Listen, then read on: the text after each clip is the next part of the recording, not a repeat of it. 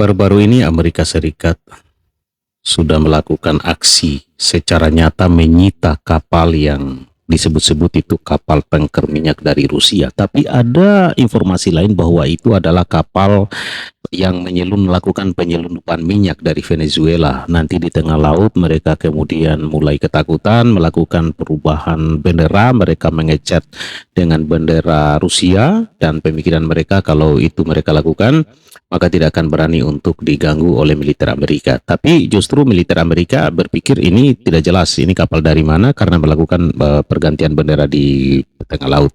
Dan informasinya bahwa di bawah kapal itu ada kapal selam Rusia. Apakah ini yang menjadi dasar Rusia kemudian tidak bereaksi? Karena kapal itu mereka tahu misalnya itu adalah kapal yang melakukan penyelundupan minyak dari Venezuela. Yang pasti ini kita skip dulu. Saya ingin bicara tentang apakah yang terjadi jika Rusia nekat, misalnya melakukan perlawanan secara terbuka dan total terhadap Amerika Serikat.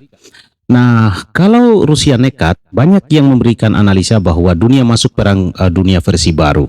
Jalur dagang pasti terganggu, harga pangan dan energi melonjak, negara berkembang paling menderita. Bukan Amerika Serikat atau Rusia yang paling rugi, tapi negara netral dan rakyat dunia. Itu beberapa analisa mengatakan demikian.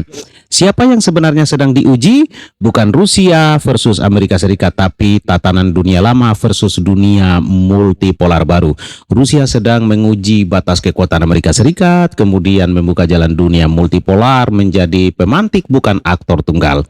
Posisi Indonesia dan negara agraris, jika konflik ini membesar, Indonesia terdampak harga pangan, pupuk, energi, tapi juga punya peluang lumbung pangan dunia, pemasok energi dan komoditas.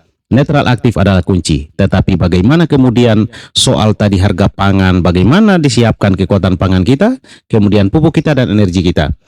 Berarti alam kita harus rawat dengan baik. Kuncinya di kedaulatan fundamental negara kita sebagai negara agraris, yaitu alam. Bagaimana situasi dan kondisi alam kita hari ini? Silakan Anda komentar. Dan apa tanggapan Anda tentang apa yang saya sampaikan tadi?